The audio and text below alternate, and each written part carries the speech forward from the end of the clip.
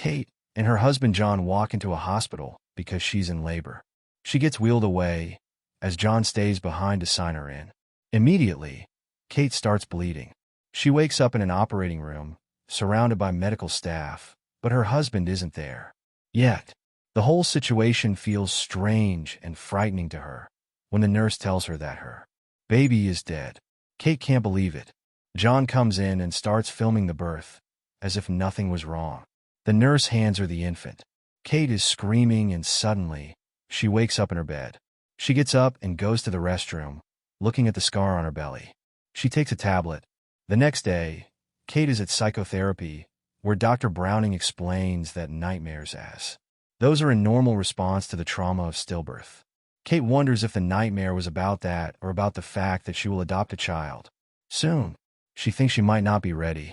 Kate tells her therapist that she was considering buying some alcohol, to which Browning replies that the important thing is that she didn't buy any at the end.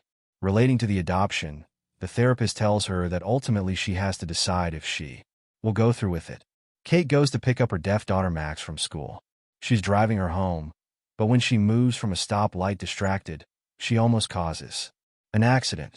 Later, Kate is seen playing the piano and composing music. She gets irritated by some noise she hears, so she goes outside and sees that Max is throwing a basketball on the wall. She yells at her to stop, and the kid apologizes. John arrives home with their son Daniel, and the three of them goof around with the basketball. That night, Kate is putting Max to bed when she asks her to read her a story. The story is about the child that died. Max asks her if she'll get a new sister. Before Kate goes to bed, she takes another tablet. She gets into bed with John, and they talk about the adoption. She made her decision. They will go through with it. Sometime later, they are seen diving into an orphanage. Sister Abigail meets them up front and tells them to look around. Kate stays on the first floor, looking at the little girls playing, and John goes to the second floor. He hears a girl sing and walks inside the room where Esther is painting. She tells him an amazing story about the painting she's making as Kate and Abigail walk into the room. John introduces them, and the three of them continue to talk. The girl says that nobody has ever talked to her before because she's different. They seem to like her. They talk to Abigail about adopting Esther. She tells them that she was originally from Russia and that the people who brought her to the U.S. died in a house fire. But, all in all, Abigail thinks that the girl is wonderful. Kate agrees. 3 weeks later, they pick her up from the orphanage and say goodbye to Abigail. In the car, Kate teaches Esther sign language. They reach the house, and Max is excited to see them. Esther introduces herself to her instantly, asking Kate how much she can hear. She tells her that she can hear just enough so that she can read people's lips. Once inside, they're met with Grandma Barbara and Daniel. That night, all of them give her welcome gifts, except Daniel, who already seems jealous of the girl, especially when she gives John a huge thank you hug. Daniel goes outside to the treehouse with his friends, and they look through dirty magazines. Esther and Max play in the snow, as Barbara and Kate talk about Max and about her plans to start teaching again once Esther is settled. Barbara seems to feel disappointed in Kate. There's a storm brewing that night, as Kate gets ready to go to bed. Esther wakes up and goes to Max's room. John and Kate are making love when there's a knock on the door, and it's the two girls asking to sleep in their bed. Esther wants to sleep next to John. The next morning, they're all ready to leave the house and get to school when Esther comes down the stairs in a fancy dress, prompting the other children to laugh. Kate wants to make sure if Esther really wants to wear that to school, and the girl tells her that there is nothing wrong in being different. Kate lets her wear the dress.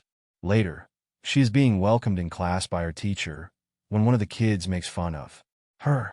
That day, Max and Esther play on the frozen lake when Kate runs out, yelling that doing that isn't allowed.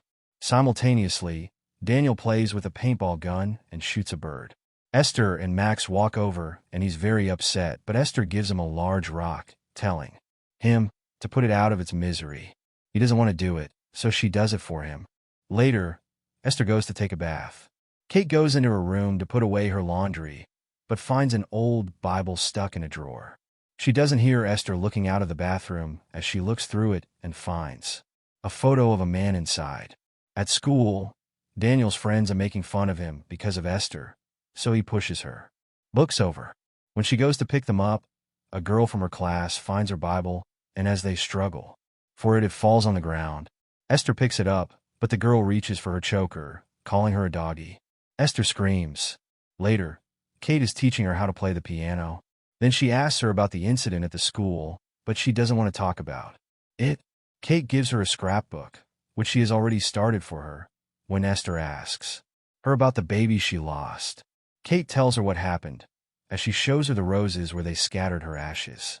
After dinner, thinking the kids are sleeping, Kate and John make love in the kitchen. Esther suddenly appears.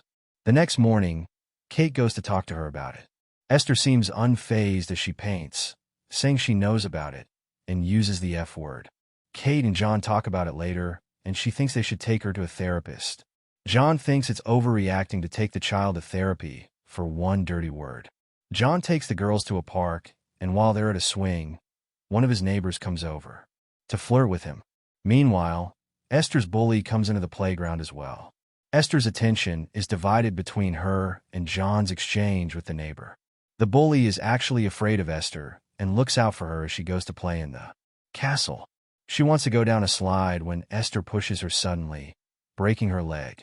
Max sees her do it. At dinner that night, John talks to Esther about it. Max confirms the story that the girl slipped. Before they eat, Esther prays, and Max does the same. She even understands sign language better than Daniel. He antagonizes her and starts calling her names when the parents interject. He runs off, angry and cursing. John puts a lock on his treehouse as a punishment. Later, Kate is at the store with the girls when Sister Abigail calls her. Esther refuses to talk to her, but Kate continues. She steps aside and tells Sister Abigail about everything that has been happening while Max reads her lips and recounts her words to Esther. That night, Esther plays the piano perfectly to Kate's surprise. She asks why Esther pretended not to know how to play, and the girl replies that she did it for her benefit. That night, Kate and John argue about Esther, and their argument spirals out of control. Esther hears them in the other room, contented. One day, Sister Abigail comes over to the house. She talks to the parents about Esther, thinking that there might be something wrong with her. She lists a few things that she might have done in the past, like hurting other children. The girl hears everything and goes to get Max, telling her that she needs to help her, so the mean lady doesn't take her away. Kate thinks that Abigail might be onto something, but John thinks she's overreacting. Kate suggests they take her to a therapist, and he agrees. Meanwhile, Esther tells Max to find the keys to the treehouse, but instead she uses them to get a gun out of John's safe. She takes the bullets out of the revolver, leaving one inside. She points it at Max, scaring her terribly. As Abigail leaves the house in her car, Esther takes Max to a bridge, telling her that they will scare her so much she'll never want to come back. As the car approaches, she pushes Max onto the street, and Abigail almost hits the girl, swirls, and crashes the car. Abigail finds Max crying when Esther hits her with a hammer. She instructs Max to help her get Abigail off the road. They roll her down, but she's still alive, so Esther finishes her off with the hammer. The two of them go into the treehouse, where Esther hides her bloody clothes and the hammer. She tells Max that they'll send her to jail, too, just for helping her. Esther then tells her that she loves her. Daniel sees them climb down the treehouse, but Esther sees him too. That night, she comes into his room with a scalpel, threatening him not to say anything. The boy pees himself. John and Kate take Esther to see Browning, who talks to them about her as she waits outside. The therapist says that there is nothing wrong with the girl, but that Kate is in fact the problem. She thinks Kate feels inadequate as a mother and is taking it out on Esther. John agrees with her reasoning. When they come back home, Kate gets a call from the orphanage, and she's told that Sister Abigail hasn't returned since the previous day. The police search for her and find her body where Esther left it. A police officer is seen talking to Kate and John, saying they have no suspects. Esther is in her room, switching the light of her aquarium on and off, showing a gruesome painting she has made of the house and the family. Kate searches online for information about disturbed children and shows her findings to John. He disagrees with her again, and she tells him she won't be seeing Dr. Browning anymore. Kate is worried about who Esther is and says she'll contact the orphanage in Russia, where Esther came from. When she makes the call, she finds out that there are no records of her previous to her arrival in the U.S. The next day, John goes to wake Esther up to take her to the dentist, but since she doesn't want to go, he promises to reschedule. They spend the day painting together, and Esther tells him that she thinks that Kate doesn't like her. Meanwhile, Kate is taking the other children to school and asks them about her. They lie, saying she's never done anything wrong. That night, Esther comes in the kitchen telling Kate she has a present for her. She gives her a bucket of roses, picked from the place where Kate's daughter's ashes were scattered. Kate gets upset and grabs her, but John tells her it was his fault. That same night, Esther goes to the garage and breaks her hand. Back in bed, she calls for John, telling him her arm hurts, and when he checks it, he sees it's been broken. They come back from the doctor, and he's tucking her in their bed. When Kate comes in, he confronts her, but Kate says she didn't grab her that hard.